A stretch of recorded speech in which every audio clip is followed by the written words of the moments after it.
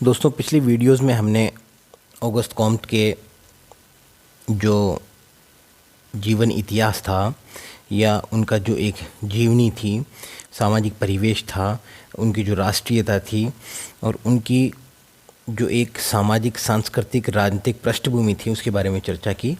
हमने ये भी जानने की कोशिश की कि ऑगस्ट कॉम्ट ने समाजशास्त्र का न केवल नामकरण किया बल्कि एक व्यवस्थित सामाजिक विज्ञान के रूप में इसको स्थापित करने के लिए जिन महत्वपूर्ण चीज़ों की आवश्यकता थी उन सभी बिंदुओं पर इन्होंने व्यवस्थित या एक तरह से एक तार्किक रूप से चिंतन भी ऑगस्ट कॉम्ट ने किया था।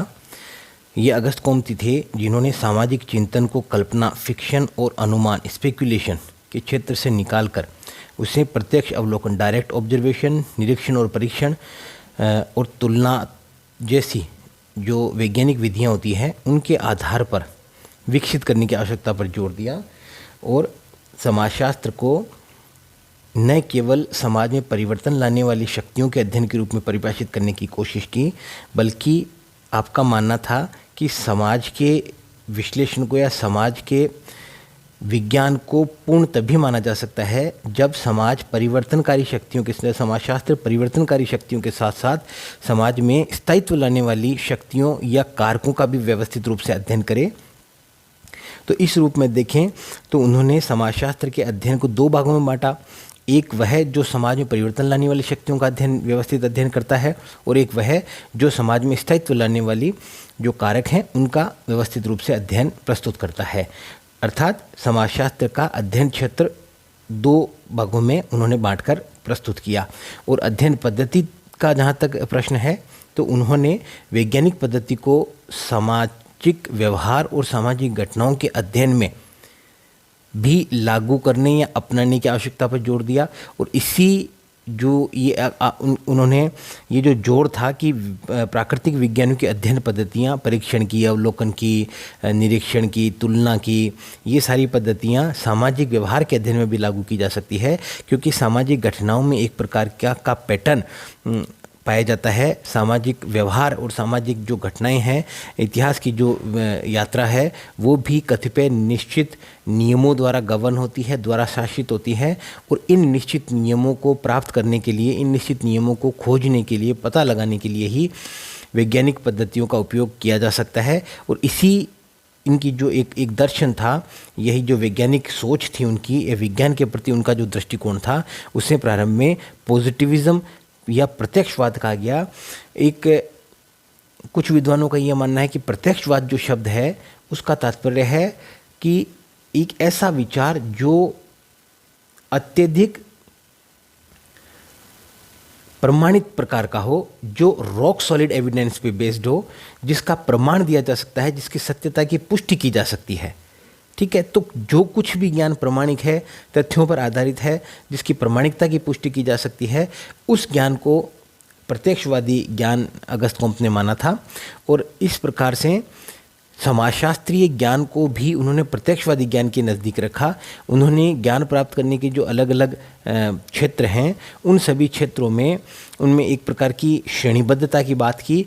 उन्होंने यह दर्शाने के प्रयास किया कि ज्ञान के जितने भी क्षेत्र हैं उनका एक उद्विकासीय जो क्रम है वो 3 क्षेत्रों से होकर गुजरता है। ठीक उसी प्रकार जिस प्रकार एक व्यक्ति का जो जीवन चक्र है उसमें उसकी जो सोच है, मानसिकता है, या उसकी जो माइंड का जो इवोल्यूशन है, वो जिस प्रकार से 3 अवस्थाओं से होकर गुजरता है, उसी प्रकार से समाज का जो विकास है वह भी 3 अवस्थाओं से होकर गुजरता है। इस रूप में हमने ऑगस्ट कॉम्ट के संबंध में प्रारंभिक ज्ञान की चर्चा के संबंध में प्रारंभिक ज्ञान हमने पहले की वीडियोस में देखा। अब आगे हम स्ट्रिक्टली जो सोशियोलॉजिकल कंट्रीब्यूशन है ऑगस्ट कॉम्ट का, उनकी चर्चा करेंगे।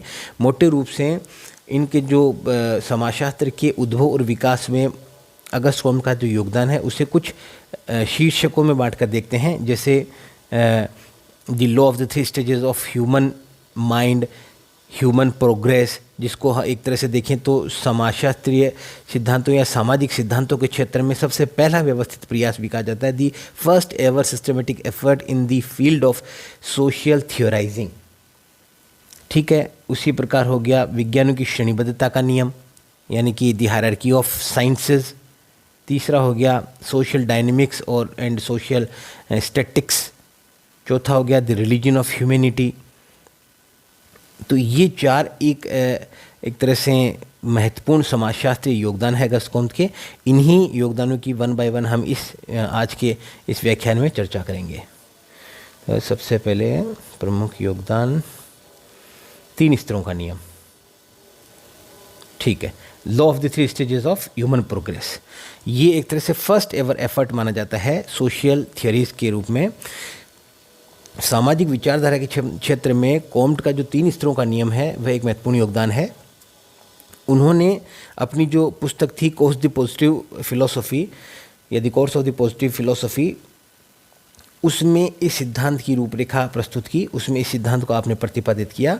और यहाँ अगस्त कॉम्ट एक तरह से उनकी जो सिद्धांत है उसका सार ये उभर कर आता है कि जो आइडियाज़ होते हैं सोसाइटी में, आइडिया यानी कि विचार, जो विचार होते हैं वो मैटर को, पदार्थ को डायरेक्शन देते हैं, पदार्थ का स्वरूप निर्धारित कर देते हैं। विचारों में परिवर्तन आता है तो समाज में परिवर्तन आता है, भौतिक अवस्था में मानव जाति की भौतिक अवस्था में परिवर्तन आता है, समाज के स्वरूप में परिवर्तन आ जाता है। तो जिस प्रकार से एक व्यक्ति के चिंतन का स्वरूप बदलता है उसके जीवन काल में, प्रारंभ में वह एक तरह से फिक्टिशियस वे में चिंतन करता है, थोड़ा बड़ा होता है, जो किशोरावस्था आती है उसमें वह एक तरह से एब्स्ट्रैक्ट लेवल पर या अमूर्त लेवल पर चिंतन करता है, फिर थोड़ा वृद्ध होता है और एक तरह से उसकी आयु बढ़ती है, वह अधिक धीरे धीरे तार्किक होने लगता है, युवावस्था में वो तार्किक रूप से चिंतन करता है। बिल्कुल इसी के समरूप, इसी के पैरेलल, इसी के समानांतर जो सामूहिक चिंतन है एक समाज विशेष का, ये एक काल विशेष की, युग विशेष का जो सामाजिक चिंतन का जो डोमिनेटिंग मोड ऑफ थिंकिंग है of a society at a particular stage of the historical evolutionary process, वो भी इसी प्रकार से 3 अवस्थाओं से होकर गुजरता है। कुछ दूसरे शब्दों में कहें तो मानव जाति का जो इतिहास है वो 3 अवस्थाओं से होकर गुजरा है, और यह इतिहास ठीक उसी क्रम में 3 अवस्थाओं से होकर गुजरा है जिस प्रकार से एक व्यक्ति के चिंतन भी 3 अवस्थाओं से होकर गुजरता है। ये जो 3 अवस्थाएं हैं मानव जाति के विकास क्रम की, the law of the 3 stages, ये जो 3 स्टेजेस हैं, अभी किस चीज़ के स्टेजेस हैं? ऑफ ह्यूमन प्रोग्रेस, मानव के उद्विकास। अब देखिए उन्होंने चेंज को प्रोग्रेस के रूप में देखा है, ये उनकी पॉजिटिव थिंकिंग थी। उनके अनुसार जो भी परिवर्तन होना है वो प्रोग्रेसिव चेंज है, अच्छाई की ओर ही परिवर्तन होना है। और ये अच्छाई की ओर परिवर्तन कब हो सकता है? जब समाजशास्त्र नाम से एक समाज का प्रत्यक्षवादी ज्ञान उपलब्ध कराने वाला विषय हमारे पास हो।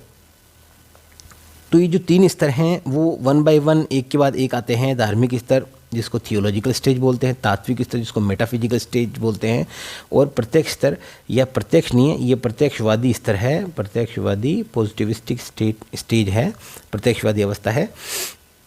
इस जो थियोलॉजिकल स्टेज है इसको फिक्टिशियस स्टेज भी बोलते हैं, फिक्टिशियस स्टेज, काल्पनिक अवस्था।